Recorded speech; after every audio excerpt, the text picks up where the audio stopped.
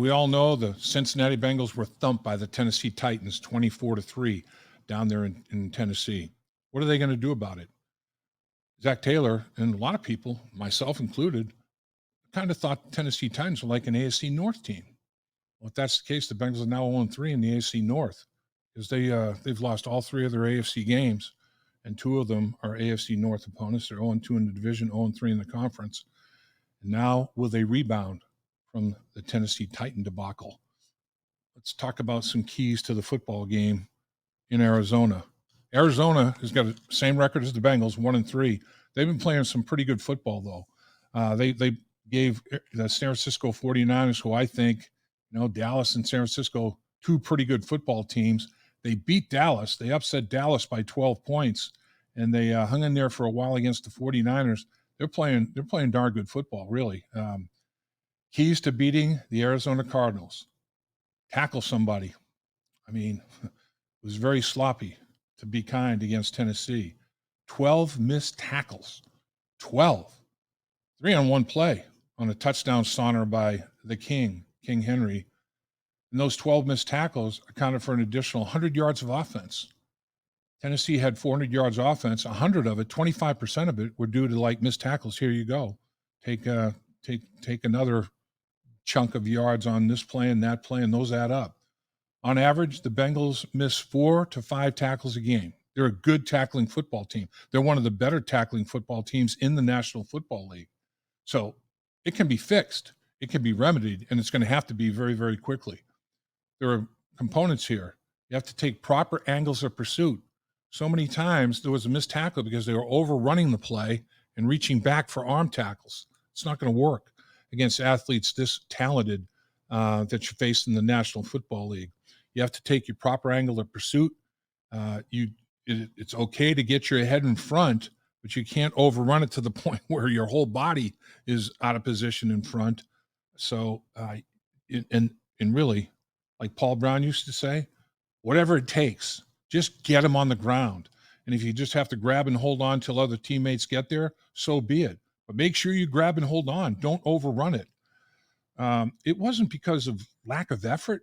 It was just poor angles of pursuit, overrunning the targets, at times, and it came back to bite them pretty substantially. We can't let that happen out in Arizona. Got to play complementary football. What happened against Tennessee was just the opposite of complementary football. When one phase, offense, defense, special teams, when one phase is struggling, it's up to the other two to step up and support that phase that's struggling, not add to the misery. And in most cases, I think special teams was fairly solid, but there was not enough complementary football between the offense and the defense. There was no question about that. Have to play better complementary football. Defense is struggling, offense goes 3 and out and puts a struggling defense back out there. Those are the kind of things that, when your defense just gave up a 3 plays, 75 yards and 3 snaps for a touchdown, you got to let them sit over there, regroup, go through some things, look at pictures, and you can't go 1, 2, 3 and out and throw them back out in the football field and it's all in disarray and everybody's in a frenzy. Got to play smart football. Penalties. The Bengals don't have a huge number of penalties. They only have 21 penalties, tied for 6th fewest in the NFL over a 4-game stretch. That's not terrible. 5 penalties a game. 139 yards is tied for 4th fewest. So tied for 6th fewest in number of penalties, tied for 4th fewest yards penalized. That's pretty good, but they're so untimely. I mean, my gosh, every time there's a penalty flag, it's negating something that could be a big opportunity, a sack, a takeaway, a first down offensively that's nullified by false starts or by pre-snap penalties. All of that's happened, and it's happened multiple times. In the Tennessee Titan game, there were 5 defensive penalties. 3 kept drives alive on 3rd down, gave them first downs, and it basically gave them 2 scores. It helped them melt the clock and gave them 2 scores in a football game when the offense was struggling. So, defensively, you have to be disciplined, focused, concentrate. You can't afford penalties negating opportunities that you need to have when you're in a mode where things aren't going all that well. Your margin for error is extremely small, so you can't self-destruct by penalty. There's just no two ways about that. Arizona has 34 penalties, tied for the most in the National Football League in 4 games. That's almost 9 a game, 8.5 a game. 303 penalty yards. That's the most. So they're tied for the most penalties, and they have the most penalty yards. So Arizona has been self-destructing. Let them continue. That's fine. It's almost surprising that they won a football game with that kind of a penalty tracking. So let them have that kind of a problem. Don't you self-destruct by penalty. The run game. Right now, Cincinnati defensively is giving up 157 yards a game on the ground, 31st in the NFL. Remember, there are 32 teams. 5.1 yards per rush, 30th in the National Football League. Against Cleveland, they gave up 206 yards and allowed 5.2 yards a rush. Against Baltimore, 178 yards, allowed 4.8. Against Tennessee, 173 yards, allowed 5.2. Those 3 teams, 2 are in the AFC North, and 1 plays like they're in the AFC North. And the Bengals defense, the lowest rushing day they allowed was 173 yards. You have to fit and you have to tackle. Don't try to do too much. You have to play assignment sound football. Fit your gap, stay in your gap responsibility, and tackle. Sometimes you just have to go back to the basics. The other part of it, the Bengals are averaging just 70 yards a game on the ground, 31st in the league. Remember, there are 32 teams. 3.7 per rush, that's 24th. Joe Mixon is probably the most consistent player they have offensively at this point in time, in my estimation. He is playing hard. He's finishing every run. He's running with a body lean. He is decisive in his running game. Joe, sometimes, Joe tries to be perfect, find the perfect read, and won't, it kind of takes away from his aggressiveness when he's trying to be too perfect. And right now he's in a great mode where he's just, the first thing he sees that he knows he can take advantage of, he's hammering it. And as a former lineman, I love that. And Joe is playing good football. Let him run the football a little bit. Take the burden of responsibility off of Joe Burrow's shoulders some. They're throwing the football a ton. And I think Joe Mixon could really, really help get the offense in a lot more balance. Arizona, offensively, they can run the rock. Defense has another challenge. They're averaging 143.5 yards a game, 6th best in the NFL, 5.3 yards per carry, 2nd best in the NFL. Here we go again. Defensively, though, they've given up 132 yards a game, 24th, 4.4 yards a carry, 23rd. Let Joe Mixon eat a little bit. See what happens there. Joe himself, he's got 59 carries, 13th most in the NFL, 247 yards, 16th most in the NFL. 6'1", 220 pounds of want to get it done. I mean, he's a load for opposing defenses. Who's going to have the best game rushing? Mixon needs to outrush Connor, and that's going to be a challenge because that's not in the Bengals' DNA offensively. But James Conner, 6'1", like Joe Mixon, 233 pounds, 13 pounds bigger than Joe. This guy has 62 carries, tied for 9th most in the NFL, 318 yards, tied for 3rd most in the NFL. They are pounding him. He's averaging 5.1 yards a carry. He's rushed for 2 touchdowns. Against Tennessee, defensively, 2/3 of the runs were 4 yards or less. And they were fitting their gaps and they were attacking. 1/3 of the runs, they got away. They got away from the defense. Can't let that happen. You can't be good 2/3 of the time and let them do whatever they need to do the other third of the time. You just can't be that way. You have to do your job. We talked about the second quarter fiasco against Tennessee. Simple. Players were trying to do too much. You get in a panic mode. They hit you for a big play. You still have to stay focused. You still have to remain calm. You have to, trust your eyes, rely on your reads, do your job. You can't leave your area of responsibility to go help a teammate. You have to harvest your own crop. You can't go trying to help a teammate harvest his. They'll abuse yours. You just can't do that. It almost always ends poorly. Every once in a while, it'll end well, but for every one of those, 5 times it's going to end where they come back and they attack exactly where you're supposed to be. On King Henry's jump pass to Wiley out of the Wildcat for a touchdown in the second quarter. Player responsible for Wiley was freelancing a little bit, trying to guess. Oh, I think he may throw it here. I'm going to go try to make a big play. I'm gonna get it done. No, it when you're freelancing and helping others, you get burned a high percentage of the time. And that's exactly what took place on that play. Dobbs, the quarterback, the Arizona Cardinals, completing 70.7% of his passes, seventh best in the NFL. It's been extremely accurate. 4 touchdowns, tied for 16th in the league. No interceptions, tied for fewest in the league, obviously. 99.4 quarterback rating. He's 10th. Dude's in the top 10 quarterback rating in the National Football League. The other part of it is he's a dual threat. He can hurt you with his feet. He can hurt you with his throwing arm. 141 yards rushing, 35th in the NFL. Only 2 quarterbacks have rushed for more yards than Dobbs. A guy named Lamar Jackson, a guy named Patrick Mahomes. Dobbs is 3rd in terms of quarterback yards rushing this year in the National Football League. And some of it is design quarterback runs. Now, a lot of it is improvisational and creating and extending plays, but Dobbs can definitely hurt you with his feet. You have to be very disciplined with your pass rush. You have to stay in your lanes, and you have to close in on him with discipline. Don't get out of your lane trying to do something other than doing your job. Don't try to do too much. If you get out of your lane or you get pushed out of your lane, he will find it and he will abuse it. So you've played against quarterbacks that do that and have done that, can do it successfully. A guy named Lamar Jackson, a guy named Deshaun Watson. You've already seen that type of thing. Been there, tried to do that. Got to do it a little better and get it done against Dobbs.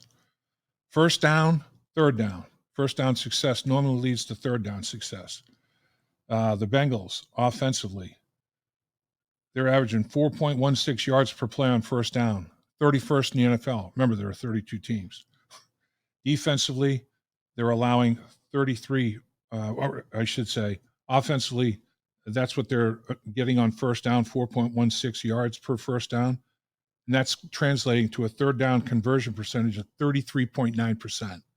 Because they're struggling on first down, they're converting third of the time, basically. And that's toward the bottom of the league, tied for 25th. Arizona, on the other hand, offensively, 5.89 yards per play on first down, number 9. They're in the top 10. Third down percentage conversion, 42.9, 10th. So they're in the top 10 in both areas. First down success leading to third down success. That's offensively. Defensively, the Bengals, 7.15 yards per play on first down they're allowing. 31st in the NFL. Remember, there are 32 teams. That's translating to a 42.3% conversion percentage on third down. 21st in the league in the bottom third. Arizona, struggling in both areas. They're allowing 6.47 yards per play on first down, 28th, and a 51.1 conversion percentage on third down. That's 30th. There are only 2 teams worse on third down defensively than Arizona. Bengals are going to have to step it up. They're going to have to get it done on offense, convert on third down, sustain drive, stay on the football field, help your defense. Defensively, get off the field on third down. Let the offense get back out there and perform.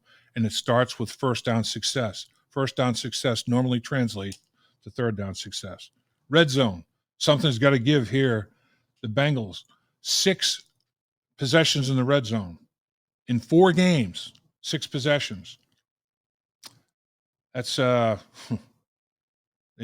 they scored 3 touchdowns, 50% conversion rate.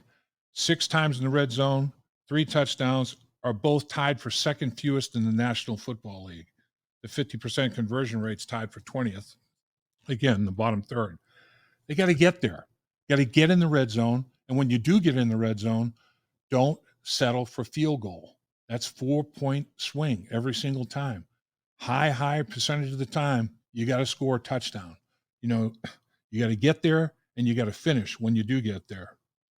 Arizona, defensively, I said something's got to give. Bengals aren't getting there offensively. Everybody's gotten there against Arizona's defense. They've allowed people in the red zone 20 times in 4 games, 5 times a game, most in the league. And they've allowed 12 touchdowns. That's tied for second most in the NFL. People have had red zone success against the Arizona Cardinals. Maybe the Bengals will be able to get healthy in the red zone by getting there and scoring touchdowns. That 60% conversion rate is tied for 17th in the NFL. They have held the opponent to no points 3 times in those 20 possessions in the red zone. 3 times the opponent has come away with nothing. Can't have that happen. You can't make it a 7-point swing. You get in the red zone, worst case scenario, it's got to be a 4-point swing. You want to get all 7 of those points, though. And then overall, finishing. Get the game to the fourth quarter. Who'll be able to close out a close game? Arizona's been outscored 44-7 in the fourth quarter. 44-7. That's minus 37 points right there. The Bengals, they've been outscored 25-10. They've been outscored by 15. Who is going to be able to finish a close game in the fourth quarter? Got to make it a close game in the fourth quarter. You don't want blowouts. Fourth quarter problems, though, is another reason both these teams are 1-3. Another big key in this football game is explosives. We're talking big plays, and the Bengals have been struggling, obviously, in that regard. Joe's medical limitations have prevented the deep ball, really threatening defenses down the football field. The running game is had its issues in that area as well because everybody's crowding the line of scrimmage. I mean, it's like the Bengals are playing in the red zone or the low red zone at some point in time, even when they're not. So it's a very difficult dynamic. The only guy that's had a rush of double-digit yards or longer is Joe Mixon. He's had multiple rushes in the double digits, and his longest of the season is 22 yards. No other runner has had a rush of 10 yards. Evans has got a 7-yard carry. That's his best. And others, there's a couple of runners that have had 5-yard carries. I mean, it's not been there in the running game. In the passing game, the 43-yard completion to Jamar Chase when Joe got out of pocket after faking the pitch and getting out of pocket. The lone time basically that he has gotten out of pocket. That's the longest play of the game, of the season, I should say, in the passing game and the running game, 43-yarder to Chase. Higgins has a 20-yarder for a long. Is he going to be able to play? I don't know. Is it a cracked rib? Is it a cracked cartilage in the rib cage? They're both not pleasant. He says he's going to try to see what he can do, but we'll see. I have my concerns there. Actually, that's Tee Higgins. Joe Mixon has a 32-yard reception out of the backfield, which is a explosive play. But again, that wasn't down the football field. And then Hudson, tight end, 26-yarder in the last game where he caught in the middle of the football field. So there's four explosive plays in the offensive passing game. 4 different receivers have a reception 20 yards or more. Let's take a look at the Arizona Cardinals. What have they done? Connor has rushed for 26, so he's had other double-digit rushes. Dobbs, the quarterback run package or creating and extending plays. He's got a 44-yard rush. Moore has got a 45-yard touchdown. Brown has a 29-yard rush. On the receiving end, Brown has a 41-yard reception. Wilson has a 69-yard reception. Moore has a 31-yard reception. McBride has a 23-yard reception. What I'm saying is the Arizona Cardinals have been much more explosive. They have a lot more big plays by more players than the Cincinnati Bengals at this stage of the season. You have to control and minimize, even eliminate, and that's going to be tough to do, but at least minimize explosive by the Arizona Cardinals. And let's see a few by a bunch of different people for the Cincinnati Bengals would be a breakout day in the big play department. And then turnovers. Both these football teams have 5 takeaways. They're tied for 4th best in the NFL with 5 takeaways. Arizona has 2 giveaways, tied for 4th fewest. The Bengals have 3 giveaways, tied for 7th fewest. Arizona's +3, tied for 8th in the NFL. The Bengals are +2, tied for 11th in the NFL, just outside the top 10. Joe Burrow's got 2 interceptions and the only lost fumble of the season. Irwin put one on the ground as well. The Bengals have put 2 on the ground and lost one of them. So Joe Burrow has 3 giveaways for the Bengals. Josh Dobbs has the 2 giveaways for the Arizona Cardinals. Dobbs has not thrown an interception, as we talked about, but he's put it on the ground 4 times and lost 2 of them. 4 times in 4 games. That to me is a little bit of a trend. Make sure when you're tackling Dobbs or pressuring Dobbs, somebody go for the football. He's vulnerable in that area. Put it on the ground 4 times, lost 2 of them. Turnovers are always a big factor in every football game at every level, from peewee all the way up to the professional football in the National Football League. So wanted to end on turnovers. Hopefully the Bengals can turn this thing around, get back on the winning track, go to 2-3, beat Seattle, go into the bye at 3-3. What was their record last year after 6 games? 3-3. I'm not going to compare seasons. There's no reason to do that. Like I said, every single game is a season. There are 17 little seasons in the National Football League. But when you're talking about when's the last time the Bengals came back from a 1-3 mark or an under 500 mark and worked their way back to 500 once to play? Last year, they started 0-2. They went 3-3, climbed out to 3-3, and then put one on a streak at the end of the season. Again, that's last year, but you don't have to go back very far to show the last time it happened. And a lot of guys on this roster are part of that. We'll see how this one pans out. Got to take them one at a time. Doesn't matter what's happened in the past. You can't look to the future. It's all about the Arizona Cardinals. Got to get it done. Dave Lapham here, and every day I am grateful for my experience to have played professional football.